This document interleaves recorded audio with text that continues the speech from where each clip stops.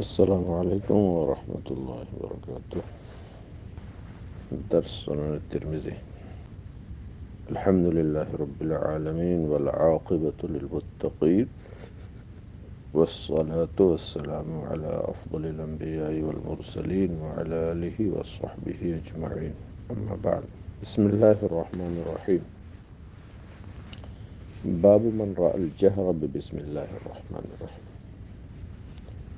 یہ باب اس سلسلے میں ہے کہ جس کی رائے یہ ہے کہ بسم اللہ کو یعنی سورہ فاتحہ سے پہلے جہرن پڑھنا چاہیے، یعنی جہری نماز میں، مغرب عشاء فجر میں. سر میں تو کوئی قائل نہیں ہے.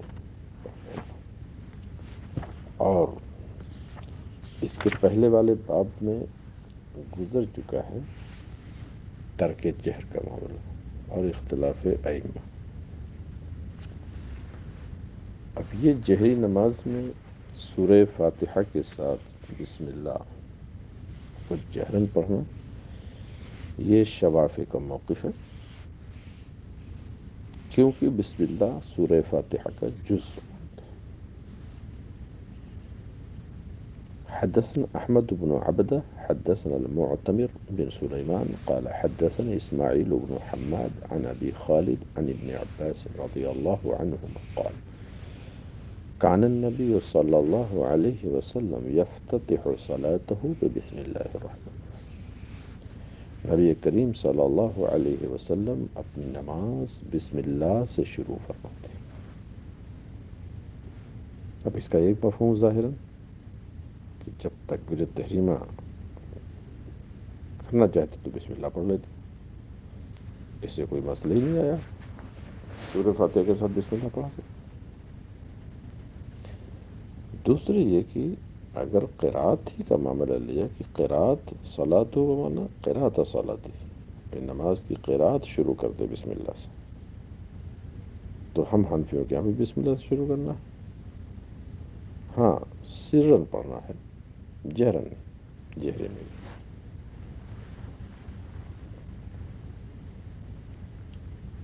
تو ابو عیسیٰ ترمذی فرماتے ہیں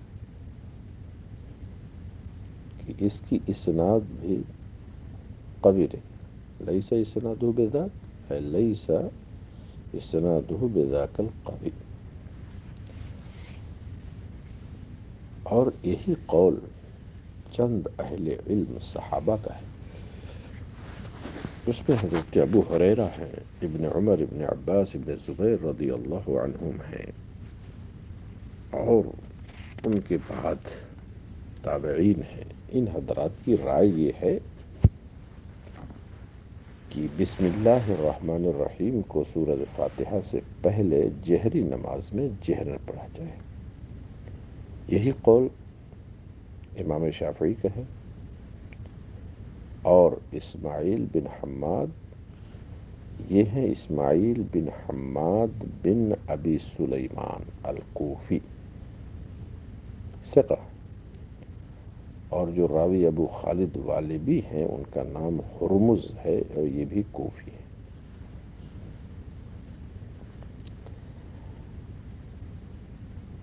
بعض حضرات فرماتے ہیں کہ روایات عدیدہ سے یہ بات واضح ہوتی ہے کہ نبی کریم صلی اللہ علیہ وسلم کبھی بسم اللہ کو جہری نماز میں جہرن پڑھتے تھے، اور کبھی جہری نماز میں بسم اللہ کو سرن بھی پڑھتے تھے.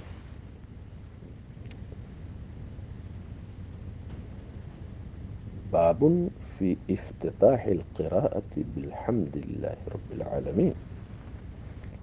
یہ باب اس سلسلے میں ہے کہ نماز کے اندر قراءت جو فرض ہے اس کا آغاز الحمدللہ رب العالمین سے کیا جائے.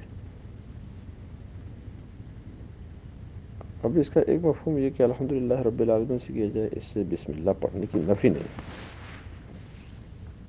کہتے ہیں بھائی سورۃ الفاتحہ پڑھیے، تو اس کا مطلب اس کے لوازمات الشیء اذا ثبت ثبت بلوازم. اور ایک مفہوم یہ کہ قراءت الحمدللہ سے جہرن شروع کی جائے، بسم اللہ کو جہرن نہ پڑھا جائے. یہ مفہوم اور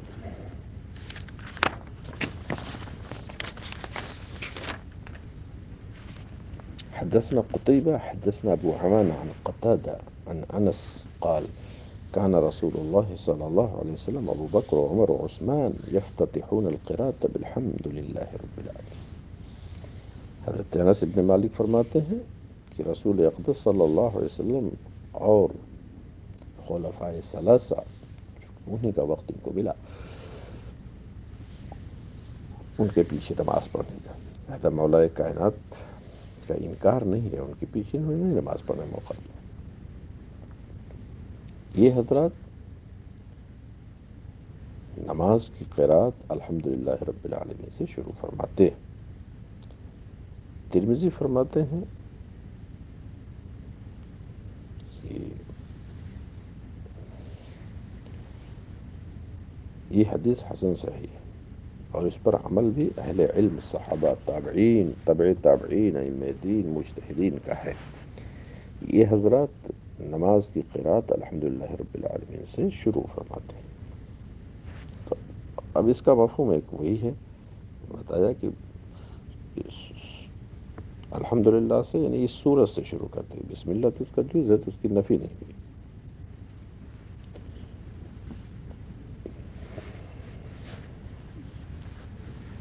اب بعض روایتوں میں یہ آتا ہے کہ یفتتحون بالحمد للہ رب العالمین، اور یہ حضرات بسم اللہ الرحمن الرحیم کا ذکر ہی نہیں کرتے، نہ اول قرات میں نہ آخر قرات، یعنی جہرن انہوں نے سنا نہیں.